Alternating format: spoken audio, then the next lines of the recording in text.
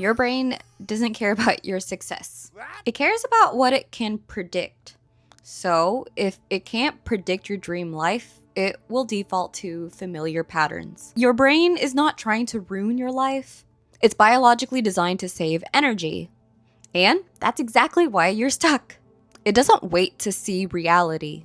It predicts what's safe, then uses your emotions as signals to guide your choices because your brain doesn't just chase success. It follows what feels safe to the body. If you repeatedly can change what it predicts, your life also changes. Most people say that they want their dream life, but act like it's going to fall on their couch. Imagine someone wanting to find their soulmate but moves to a ghost town, uses 0 dating apps, and then still expects to find love. Sounds crazy, right? But this actually mirrors a lot of the logic that people subconsciously believe. Reality doesn't create your dreams, though. Dreams that become actions are what creates reality. Your brain doesn't passively observe reality. It predicts what's about to happen, then pushes you towards what feels the safest using your thoughts and your emotions. It runs on autopilot using everything that it's learned before. Safe doesn't mean successful. It means energy efficient for your survival. And safe isn't always logical either.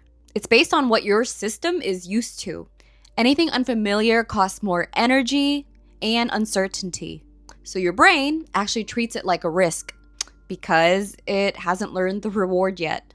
That's why you repeat what feels comfortable, even if it keeps you stuck. Now, your emotions are not random. They are actually your brain's prediction about what you should be doing next. If you feel resistance, it's not because you're lazy. It's because your brain doesn't trust the outcome yet. And if something doesn't feel safe, your brain will always pull you back to what does. The only way to change this is to give your brain new experiences repeatedly, so then it actually learns what leads to reward, and that does take time. Think of your brain like software running old data. Now, if you don't update it, it will keep making decisions for you based on an old version of you that no longer benefits from these quote-unquote settings. So if your brain hasn't learned success, confidence, or even discipline, it literally can't predict it, even if you have the potential. And trust me, we all do. Now, every invention in the world started out as a thought, so invisible to the rest of the world. If your brain hasn't experienced an action before, it will hesitate because unfamiliar choices feel harder and riskier than sticking to what's already known. That's why you scroll instead of start or skip the workout again. Your brain isn't broken though. It's just optimized for comfort, not growth. And comfort feels good now, but it's also not free because it costs you your future self. Now imagine if every great inventor in this world stayed comfortable instead of taking a chance on all of their ideas. No light bulbs, no Newton's laws, no breakthroughs, or no new version of you. The world would be pretty unrecognizable today. Your life is just a loop. Prediction, feelings and thoughts, actions that lead to a result, and repeat again and again. So if your life isn't changing, it's because your brain is still predicting the same rewards, whether this actually is good or bad for you in the long run, because it only cares about what feels good and safe.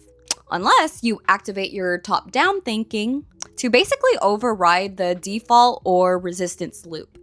For example, let's say that you're trying to build your dream body, but then a junk food craving hits. In a resistance loop, your brain predicts that food equals reward and avoiding it is equal to discomfort. So you feel the craving, you give in for maybe 5 minutes of pleasure. But what does it cost you? Even if it only sets you back a little, multiply that by 365 days in a year. That's 365 decisions that lead to maybe 30 hours of total pleasure while delaying you the result of a dream body that could give you confidence, health, and energy every single day for the rest of your life. That's a terrible return on your investment. But your brain just learns this feels good, so do it again. And that's how the loop continues. In a success loop, it is the same craving that hits, but now your brain predicts junk food equals short-term dopamine hit, but long-term loss. And skipping it equals uncomfortable now, but high return later. So you pause, you override that feeling, maybe with a healthier snack hack, or even go for a walk. And yeah, it's going to feel boring at first, but it pays you back with a better mood for hours, energy, and progress that compounds. Do that a few times a week for a year, and that's not just a few minutes of benefit. That's a completely different body, confidence, and even life. One loop gives you a quick hit that just disappears. The other one pays you back every single day, and that's the difference. The resistance loop chases what feels good now. The success loop invests in what pays back later.